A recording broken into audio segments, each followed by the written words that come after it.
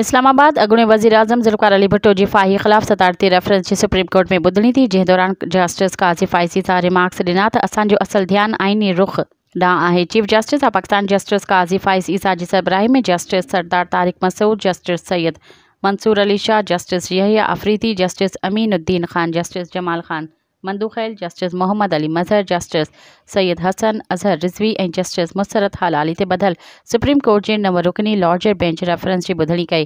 Peoples Party chairman Bilawal Bhutto Zardari बि ॿुधणी लाइ सुप्रीम कोर्ट पहुतो।